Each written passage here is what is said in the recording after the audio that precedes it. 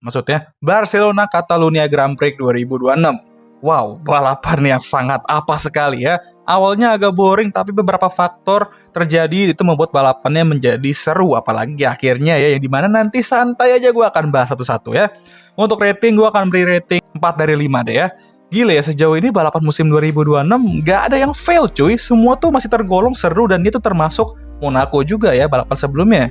Oke lah, tanpa basa-basi, langsung aja kita santuy setelah race chaos tadi ya di akhir-akhir sambil ngopi dan bahas top 3 pembalap terbaik dan terburuk GP Barcelona Catalunya 2026.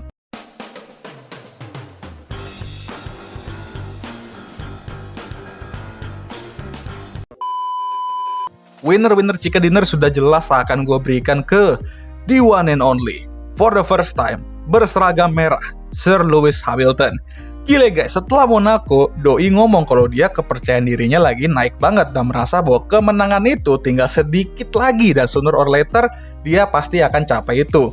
Di Barcelona, di saat Charles ngablu, dia mampu qualified di front row dan terlihat pace-nya pun mampu mengimbangi George di race ya, walaupun lebih lelet dikit lah ya. Dia pun akhirnya mencoba untuk 3 stop dengan harapan menantang Mercedes di akhir balapan, tapi dia dapat bantuan dari kawan lama. Makasih ya seseorang. Virtual safety car pun disetel dan dia memanfaatkan momen ini untuk pit dan berada persis di depan duo Mercedes. Setelah itu, dia tidak melihat ke belakang dan akhirnya mimpi itu menjadi kenyataan. Setelah kesulitan musim lalu di mana dia benar-benar kena kepercayaan dirinya dan bertanya-tanya apakah Lewis yang lama sudah mati, hari ini Lewis telah menyapu semua keraguan itu dengan meraih kemenangan pertamanya bersama Ferrari.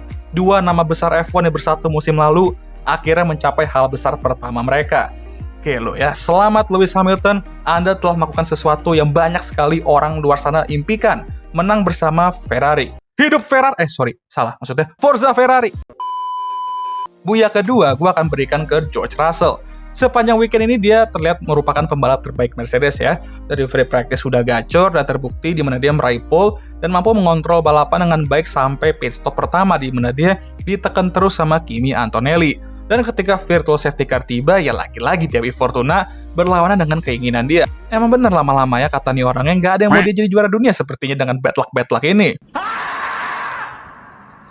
Tapi itu sampai kejadian di mana ya nanti gue akan bahas ya. Sabar, itu main event kita nanti.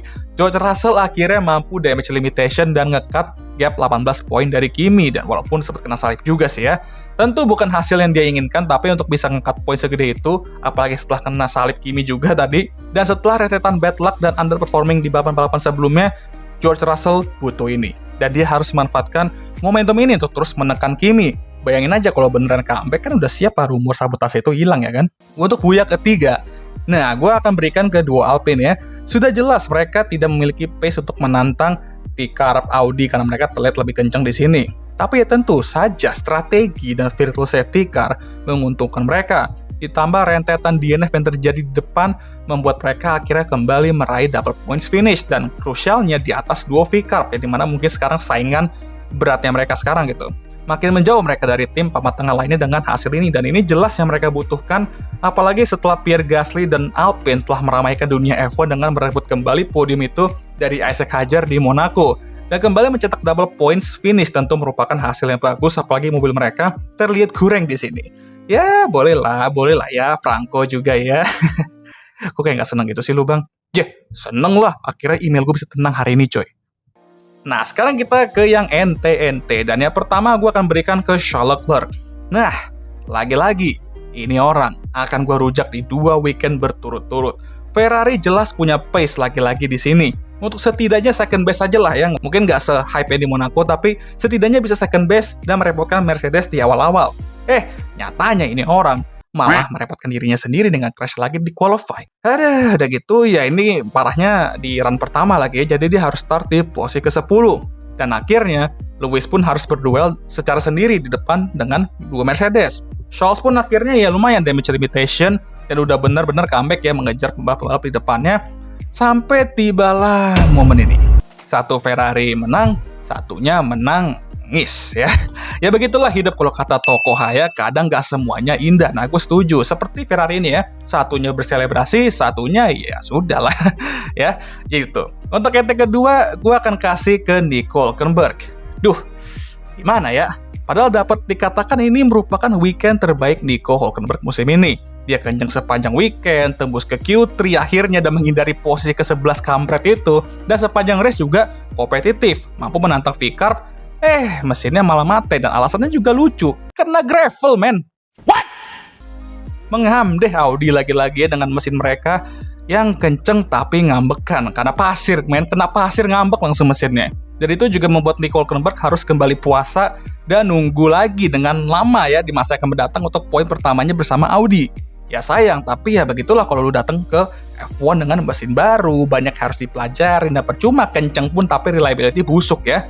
Nanti ini pembalap ketiga kita akan mengetahui itu. Karena ingat, poin yang dihitung tuh hari Minggu. Ya kalau sprint hari Sabtu sih bener, tapi kan itu top 8 juga dapat poin. Cuman itu pun juga mimpi mereka mau di posisi seperti itu sekarang ya. Untuk NT ketiga, nah ini main event kita nih, dan gue akan berikan ke jeng untuk pertama kalinya musim ini Kimi Antonelli. Ya akhirnya kena bad luck dan DNF ya. Udah cukup lah ya, nggak usah sabotase ini memang DNF ya kan, biasa lah ini ya, gitulah pasti ya fans Russell ngomongnya. Padahal kemarin mereka paling kenceng ngomong soal sabotase ya. Tapi intinya nggak ada sabotase ya, BTW. Oke lah, balik lagi kita ke topik pembicaraan.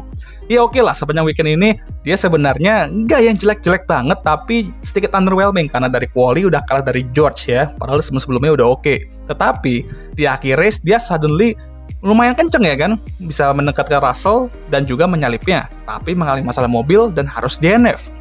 Ya, lagi-lagi Barcelona bukanlah tempat yang sangat baik untuk Kimi Antonelli ya. 2 kali berturut-turut, termasuk di F2 juga kalau nggak salah dia nggak dapat poin ya. Dan 18 poin terbuang begitu aja. Tapi untungnya, gap dia ke Lewis dan George masih jauh. Kalau nggak salah ke George pun masih 50 poinan ya. Tetapi ini dia nih yang gue omongin. Hal-hal kayak gini bisa merusak momentum. Dan kita lihat apakah nanti momentumnya bakal pindah entah ke Lewis atau George ya. Dan apakah nanti bakal kena dampaknya ke dia juga gitu. Lagi-lagi, panasnya Spanyol benar-benar bikin mobil ini kepanasan dan akhirnya berujung masalah ya. Tapi bang, kalau kata Miguel, ini Kimi kena sabotase bang. Parah ini Mercedes cuy. Lebih ngunggulin George Russell ini, kelihatan ini. Aduh, nggak seru lah, parah lah, udahlah, skip lah. Lah apa sih Miguel nih, udahlah, lu ke Dagestannya sono lah. Kayak kata Khabib cuy. Bosen gue dengerin lu. Oke lah, sekian video kali ini. Gimana menurut kalian? Kalau kalian mau nanya soal Aston Martin sama Cadillac, ya sorry ya, gue nggak perlu masukin mereka. Kesian cuy, mereka tuh udah beda server mereka berdua tuh. Udahlah, nggak usah diajak ke sini gitu ya. Udahlah cuy, gue udah capek banget nih, ngantuk. Dan ya dari Nobal tadi juga. Ya final Nobal gue juga untuk sementara waktu BTW ya. Jadi ya gitu deh. Dan ya gue rasa sampai situ aja. Ini gue nggak tahu kenapa masih muter-muter aja ngomongnya saking capeknya. Jangan lupa like, subscribe, dan share video ini. Dan jangan lupa juga untuk menyalakan lonceng notifikasi agar kalian semua tahu ketika gue ngupload video baru. Jangan lupa juga untuk follow Instagram gue, Daya Abang Daya Capek. Seperti biasa videonya kalian tutup oleh. Okay guys, thank you for watching.